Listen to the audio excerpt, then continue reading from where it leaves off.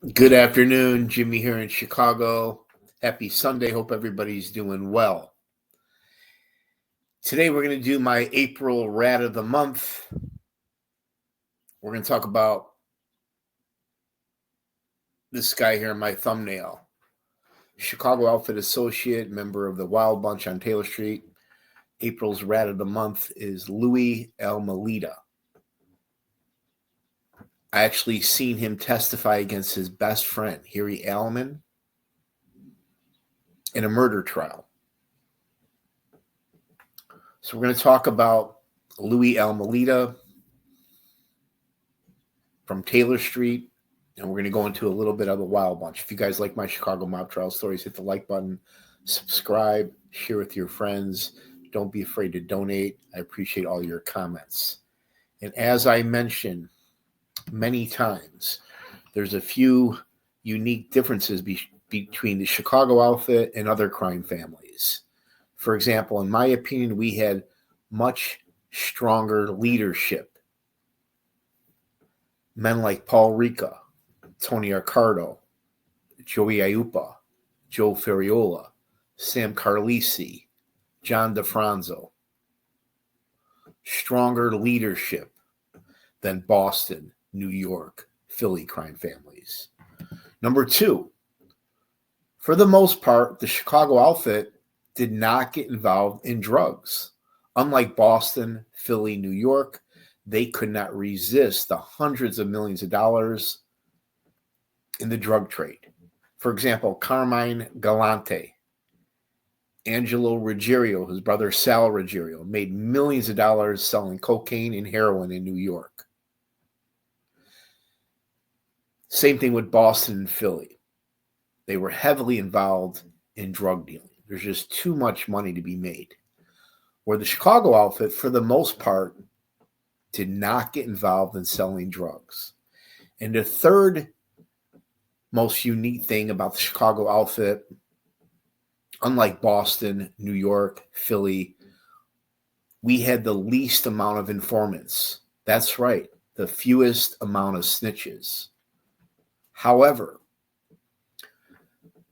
the 6 to 12 informants that we did have crippled the Chicago mob. Lowlifes like that 78-year-old Lenny Patrick, who actually wore a wire and testified against 75-year-old Gus Alex. Or you had Blowjob Jehoda, a gambling lieutenant who made millions of dollars. Got in a little tax trouble rather than do 2-3 years in jail. He decided to flip, cooperate, and actually wore a wire and testified against the Rocky and Felice crew. Or how about Jimmy Lavelli, 6'2", 250-pound enforcer that ratted out the Sam Carlisi crew.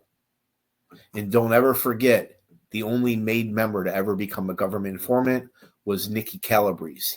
He testified against his own brother and admitted to participating in 14 brutal murders.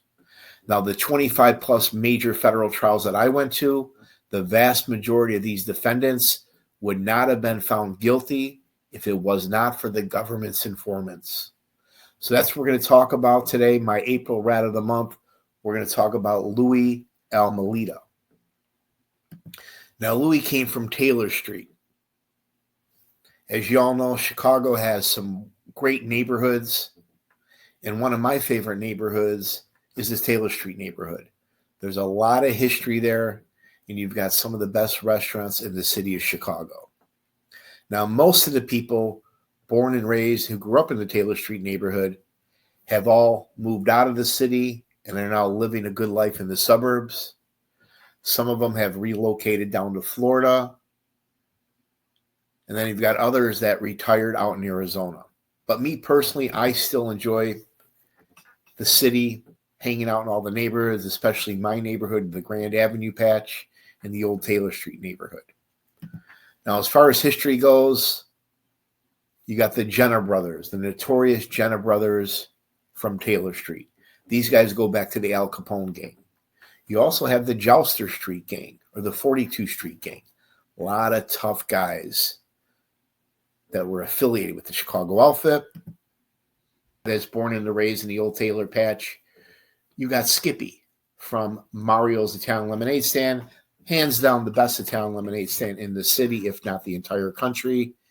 Definitely check this out. It opens May 1st.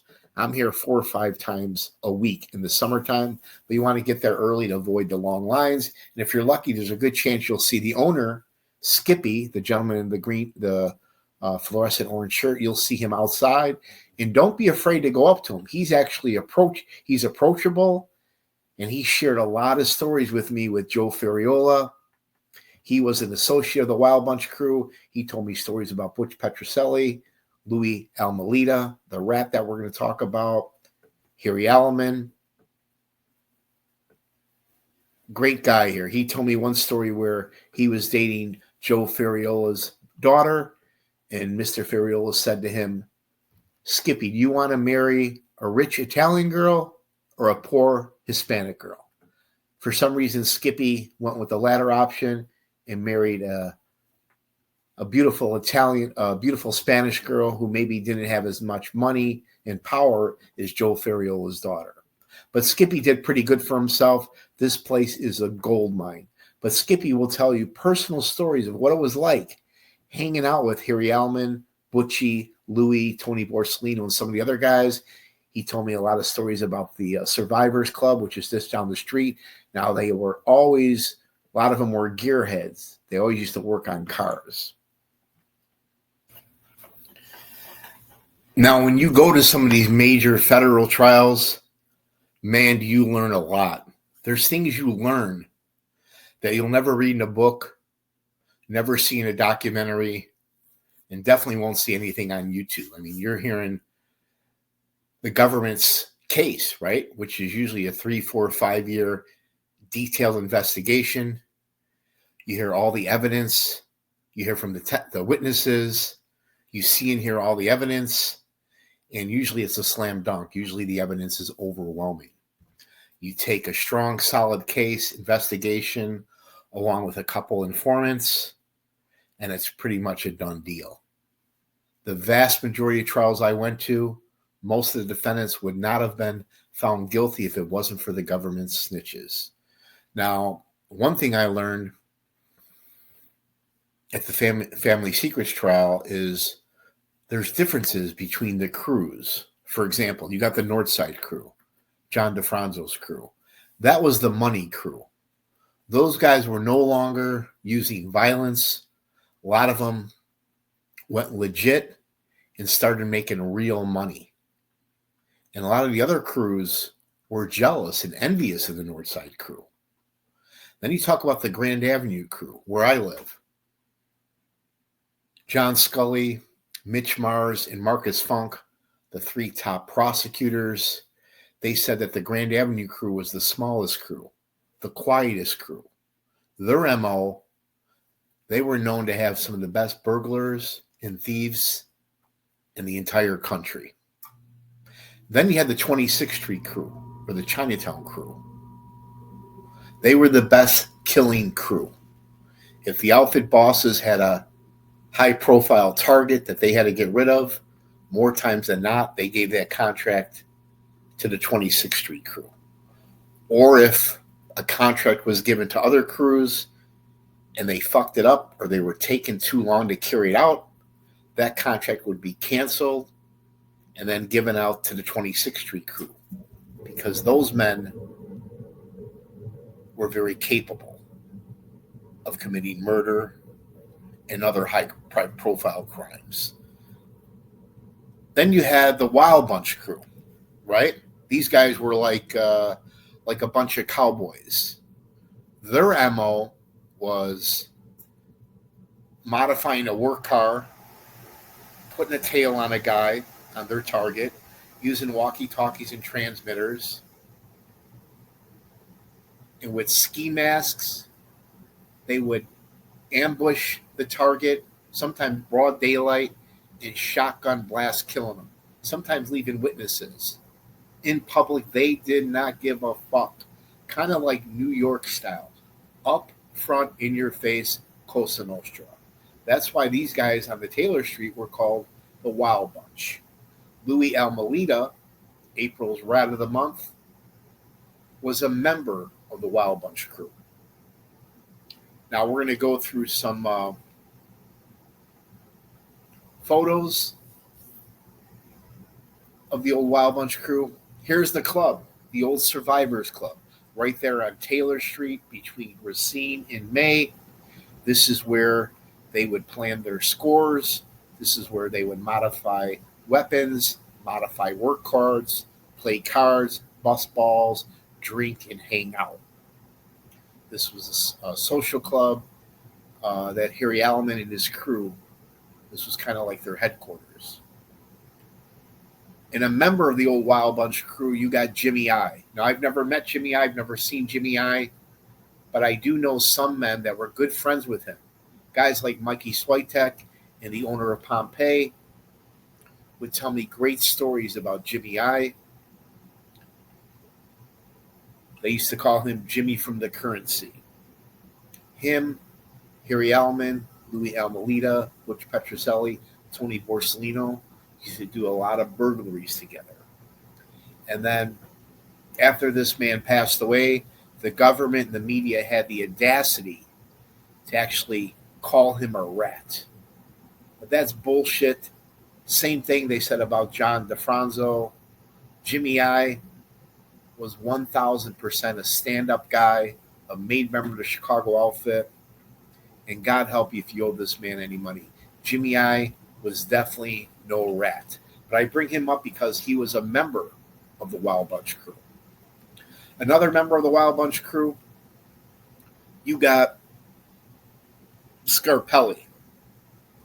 I believe he's the last of the Mohicans. He's the only living member of the Wild Bunch.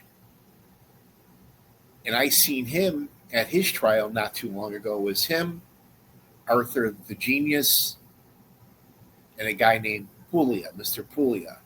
These guys were casing armored cars, casing banks. They had a hit list. They even were planning on robbing Angela LaPetria's compound. This man done decades in prison, never ratted, never rolled, is a free man today, and hopefully Mr. Scalise is behaving himself. Now, another notorious member of the Wild Bunch, born and raised in the Taylor Street patch, you got Butchie Petraelli. Frankie Calabrese could not stand Butch Petraelli. He pleaded with Angela LaPetria at several sit-downs if they could clip him. They would refer to Nick Calabrese and Frank Calabrese would refer to Butchie as Spiccone, meaning big shot in Italian. Him and Tony Borsellino used to throw wild parties on Rush Street, anywhere from 15 to 20 guys deep. He was warned repeatedly to stop the nonsense. And then fast forward, he threw one hell of a Christmas party with hookers, a lot of outfit guys, associates, drawing a lot of heat, drawing a lot of attention from the feds and from the media. That was one of the last straws. The outfit bosses had enough. They finally gave the green light to have him killed. Nicky Calabrese testified in great detail how they lured Butchie to a club in Bridgeport. They ambushed him, attacked him, strangled him, and killed him. Frank Calabrese took great pride in killing Butch Petraelli.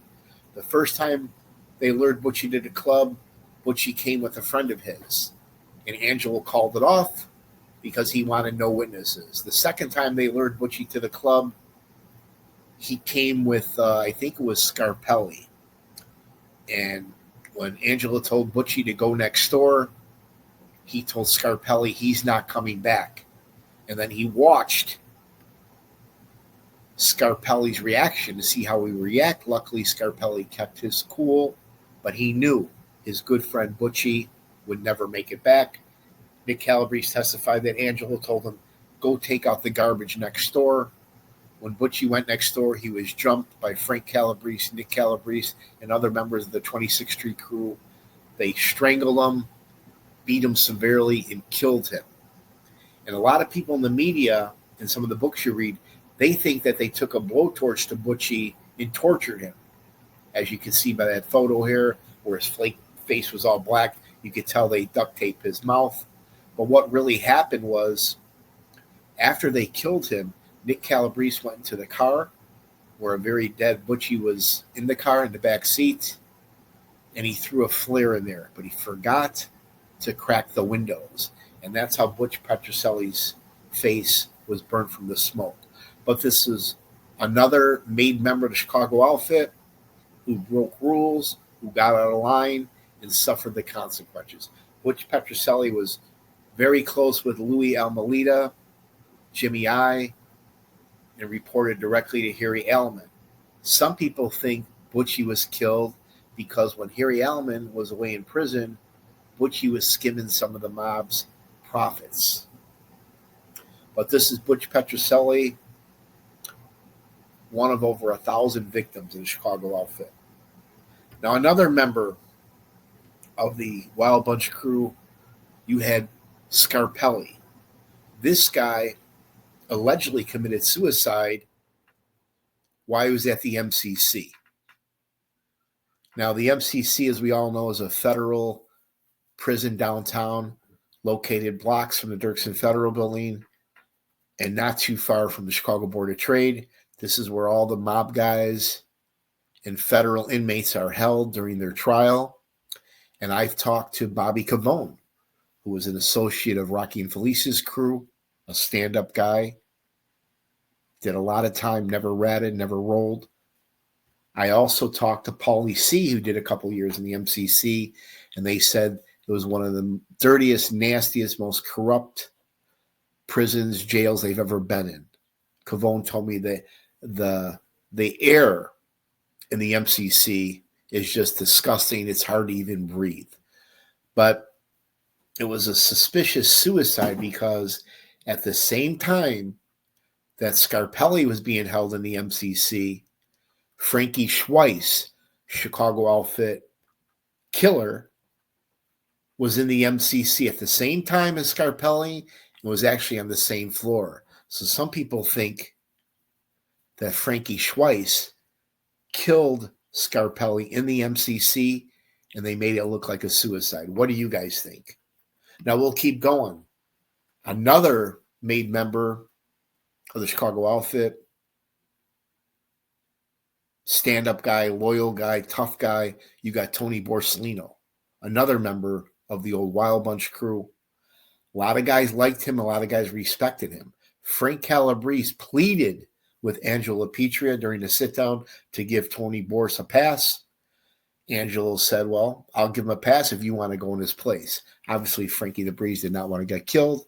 And Nick Calabrese testified that the day Tony Borsellino was killed, the sky turned completely black, very eerie, very spooky. Some people think Tony Borsellino was killed for some of the similar reasons that Butch Petraelli was killed, by showboating, by being somewhat of a spokone. But a lot of people think that Tony Borsellino was killed to tie up loose ends. He was one of the alleged outfit guys that was torturing and killing some of the burglars that robbed Tony Accardo's house. But I think it was a huge mistake by killing Tony Borsellino. A man like this would have never ratted, never would have rolled. He would have done time in jail and stood on his head. But a crucial mistake by the Chicago outfit bosses by killing this man. However, Tony Borsellino, this guy would be very proud of his two sons, how well they did for themselves in staying out of that life. And then the leader of the Wild Bunch, we got Harry Aleman. Some of the FBI agents claimed that he was the hammer of the Chicago outfit, a lethal hitman. I think some of it is embellished. They accused him of killing over 80 people. Not sure if that's true, but I will never forget seeing Harry Aleman at the Cook County Court building.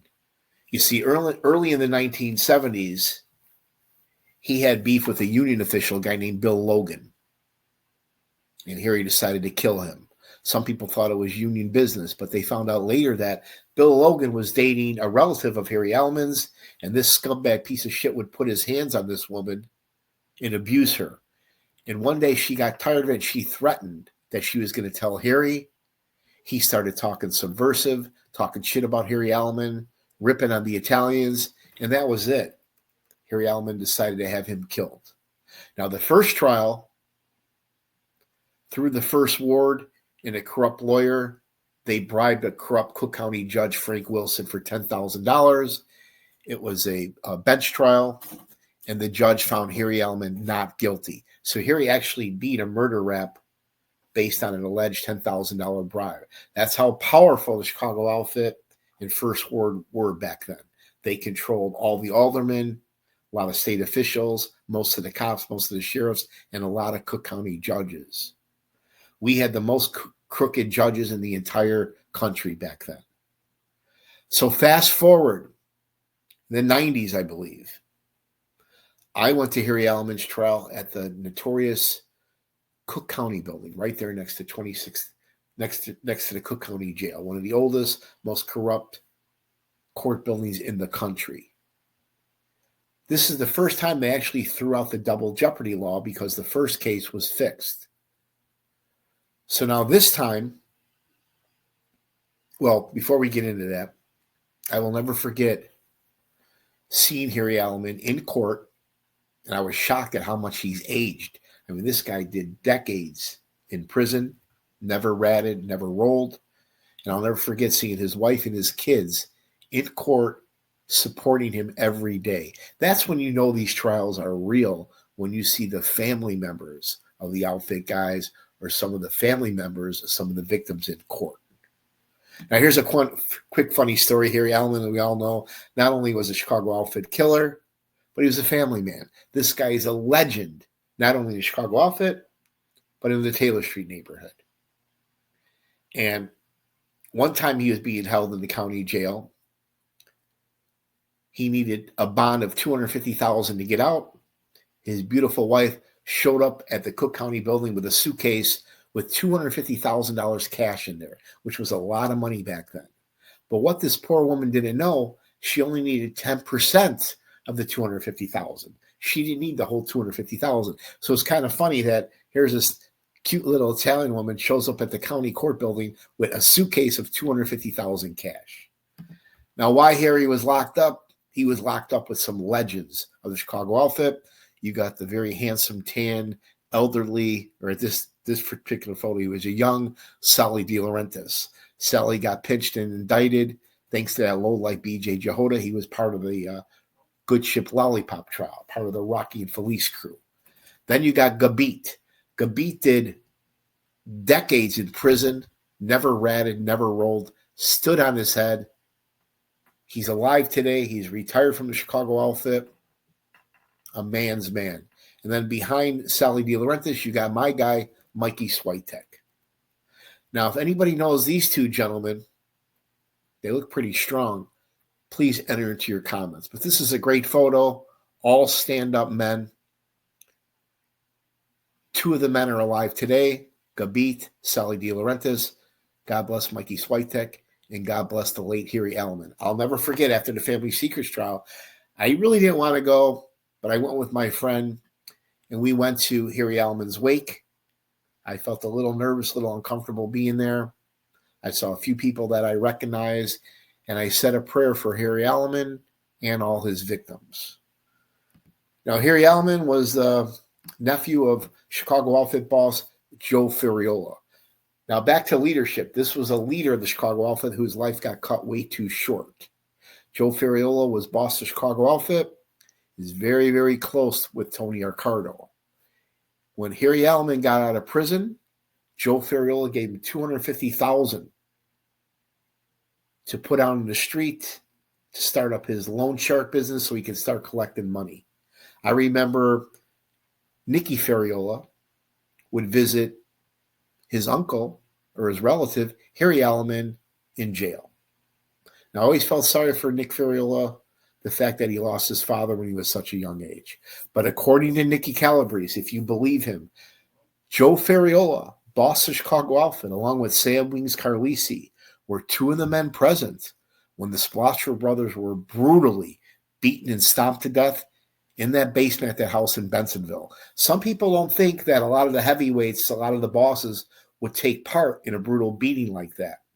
Some people think Nick Calabrese just put those big names there, guys like DeFranco, Ferriola, Wings. What do you guys think? I seen Nick Calabrese testify, and for the most part, I found him credible. He had so much detail going back to 14 plus unsolved murders back to the 1970s. However, I thought he flip-flopped a little when he was talking about Jimmy Marcello. If I was on that jury, I would have found probably Jimmy Marcello and Joe Lombardo not guilty. Now, Louie Almeida, we're going to talk about him. Rat of the month. This guy testified not once, but twice against his best friend, childhood friend, Harry Aleman. He testified that one day Harry Aleman gave him a business card with Bill Logan's contact information on there, and he said, I want you to tail him. That was in preparation. They were going to kill him. Louie Almeida also testified that he was the driver, the getaway car that day, and he personally witnessed when Bill Logan came out of his house. According to Louie Almeida, if you believe him, I certainly did not believe him. I think he lied a couple times on the stand. He committed perjury and got away with it. The prosecutor, the judge did absolutely nothing. According to Louie Almeida, Harry yelled, "Hey, Billy," pulled out a shotgun and blasted him twice, killing Bill Logan right across the street from his house. That's the testimony that Louie Almeida testified to. Little lies that he told. He testified that Harry told him that he wanted to be a Chicago outfit hitman, that he enjoyed killing things, that he was a hunter. He also testified that Harry Aleman tried to kill him 3 times. One time, he claims he was in the car with Jimmy I and Harry. Harry was in the back seat, pulled out a gun. He caught the play, and then Harry put the gun down. He also testified 2 other times they tried to kill him. But for some reason, Harry Aleman gave Louie a pass. You think he would remember that and appreciate that and not testify against him. But what does he do? He rats out not only Harry Aleman, ties him to the murder of Bill Logan, but rats out all his friends, guys he grew up with. All the Wild Bunch crew, he ratted out. A real piece of shit. Now, Louie also testified when he was away in prison during the 60s, when he got out in, I think, 1970, Harry Aleman gave him a couple $100,000, or no, gave him, I think, a couple thousand to get on his feet again. That's how generous Harry Aleman was. But what does Louie Almeida do? Kind of like a Nick Calabrese. When Jimmy Marcel was taking care of Nick Calabrese's wife, he decides to rat on him anyway. A real piece of shit. Fast forward, Louie Almeida is on a road trip heading to Pittsburgh to carry out a murder contract. He gets pulled over in Ohio, and for some reason, he starts to flip and cooperate. Rather than do some time in prison, he decided to flip on his good friend Harry Aleman and the rest of the Wild Bunch crew. Now here's a photo of Harry Aleman, one of the last photos when he was alive. And this is kind of what he looked like seeing him in court at the 2016 California building. You can see he's aged quite a bit. Harry used to be a very, very handsome man back in the day. But he's the only man where they actually threw out the double jeopardy law because the first case was fixed. And this lowlife here, crooked cop, corrupt lawyer, cokehead, alcoholic, degenerate gambler, Bob Cooley, who got in a little trouble rather than do some time and pay back hundreds of thousands of dollars he owed in gambling debts to Marco D'Amico and John Nolano. To get out of those debts and avoid some jail time, he decided to flip and cooperate and testify against some of the Wild Bunch guys, Pat Marcy, Alderman Fred Rohde, several judges, several aldermen. This lowlife here brought down the entire First Ward. He actually wore a wire trying to incriminate these guys. His testimony crippled the Chicago outfit. It was such a disaster that Tony Arcardo, boss of the Chicago outfit, who was retired, actually flew back to Chicago from Palm Springs to address the situation that they lost the First Ward. But I seen him testify against Harry Aleman. He admitted that he was the bagman, that he bribed disgraced Cook County Judge Frank Wilson. I also seen him testify against Pat Marcy and Alderman Fred Rohde. This is Bob Cooley. It was because of his testimony and the rat Louie Almeida that they charged Harry Aleman a second time with the murder of Bill Logan. That's the trial that I went to. The second trial, that was at the Cook County Court Building. Now, this is not like the Dirksen Federal Building downtown Chicago. This is an old, nasty place to go. The guards, the sheriffs, the people that work here are all unprofessional, disheveled, corrupt. They treat you like hell. I really don't like going to this court building. It's kind of, the courtrooms are small. They're dimly lit. There's glass between the viewers gallery and where the defendant and lawyers are. So it's kind of hard to see, kind of hard to hear. But this is where I sat for the Harry Aleman trial, and I actually seen Louie Almeida testify against Harry. He never once looked at him. But imagine seeing Harry Aleman glaring, throwing daggered stares at Louie Almeida when he testified against him. Now, prior to that trial, why Harry Aleman was locked up in Oxford, I think he was visiting with his son and somebody else, and a guard noticed that Harry passed him a note, and on that note it said, both of them will be taken care of before the trial, one after the other. And what that coded message meant was Louie Almeida and another eyewitness that seen Harry kill Bill Logan would be taken care of, meaning Harry was going to have them killed. But unfortunately, that never happened. This was a bench trial. One of the more honorable, honest judges in Cook County, Michael Tuman, presided over that trial. And with the testimony of Bob Cooley, corrupt lawyer, bagman, who admitted to bribing the judge to fix the first case, and Louie Almeida's testimony that he was an actual eyewitness. He testified that not only was he the getaway driver, but he actually seen Harry Aleman shotgun blast Bill Logan. Somehow, someway, the jury found this lowlife credible. As a result, Harry Aleman was convicted. Eventually was found guilty. Now, I'm not sure what happened to Louie Almeida. I'm not sure if he's still alive. I don't think the outfit ever got to him. I'm sure Harry would have loved to get his hands on this man. But this guy definitely got chased out of Chicago. He's from the Taylor Street neighborhood, member of the Wild Bunch, an associate of the Chicago outfit, definitely not a Boy Scout. Gets pinched on his way to Pittsburgh to do a murder, and gives up Harry Aleman and the rest of the Wild Bunch. His testimony, along with Bob Cooley, is the main reason Harry Aleman was locked up. If you guys want to add to the story, by all means, and let's do a quick recap.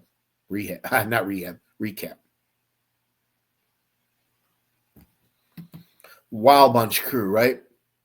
Harry Aleman, Scarpelli, Jimmy I, Tony Borsellino, Butch Petraelli, and Scalise. Sadly, Harry Aleman died in prison because of Bob Cooley's testimony and Louie Almeida. Scarpelli committed suicide or was killed by Frankie Schweiss and the MCC. Jimmy I, the government tried to say that he was a rat after he died. Complete bullshit. Jimmy from the Currency, a stand-up guy and a lethal guy of the Chicago outfit. He died of natural causes. Sadly, Tony Borsellino was killed. Still don't know why. Still don't know who killed him. If you guys know, please enter into the comments. Butch Petraelli was killed by the Chicago outfit. And Scalise, I believe, is still alive. He's the last standing member of the Wild Bunch. Here's the club they used to hang out at. I go by here every day. The old Survivors Club. Members, Jimmy I, Scalise, him and Arthur the Genius participated in the marble heist. They stole one of the most expensive precious diamonds in the world in London, shipped that diamond home to the bosses, did their time, got out, and got back to their old tricks again. We still don't know what happened to that diamond. If anybody knows, what do you guys think? Butch Petraelli, close friend with Louie Almeida, reported directly to Harry Aleman. He was brutally killed in Bridgeport at Angelo's Club. We talked about Scarpelli committed suicide in the MCC with a plastic bag over his head. His hands were tied behind his back. A lot of people think Frankie Schweiss killed him. Tony Borsellino, sadly, was killed by the Chicago outfit. Probably somebody he knew, somebody he trusted. Harry Aleman, God bless Harry Aleman and his family, a legend, not only in the Chicago outfit, but in the Taylor Street neighborhood. Harry, as we all know, was a family man, did time with Mikey Switek, Gabit, Sally De Laurentiis, and others. Joe Ferriola gave Harry a couple $100,000 to put on the street. My rat of the month, Louie Almeida, testified against his best friend, Harry Aleman. I certainly didn't find him credible. Again, on his way to Pittsburgh to commit a murder, gets pulled over in Ohio and decides to flip and cooperate. Harry Aleman, one of the last photos of Harry being locked up. Bob Cooley, one of the biggest lowlifes I've ever met. He's so lucky that they never got to him. Cook County building right next to the Cook County Jail. At one time, the Cook County Jail was right like Rikers and LA County Jail, one of the most corrupt, dangerous, violent, overcrowded jails in the country. And what's interesting about this is the evidence room is below the court building. And a lot of the evidence would go missing. That's how corrupt the Cook County court system is. Why Harry was locked up, he passed a note. Why Harry was having a visitation, he passed a note to his kid saying both witnesses would be taken care of, meaning Louie Almeida was going to get clipped before the trial, and also a neighbor of Bill Logan who's actually seen Harry Aleman shotgun blast Mr. Logan. Michael Tooman, the judge that presided over the case, found Harry Aleman guilty. And then, as we all know, sadly, Harry Aleman died in prison. If you guys like my Chicago mob trial stories, please hit the like button, subscribe, share with your friends. Everybody have a great day. And for you haters out there, man, put out the cigarette, put the drink down, and take the old lady to Walmart. Ciao.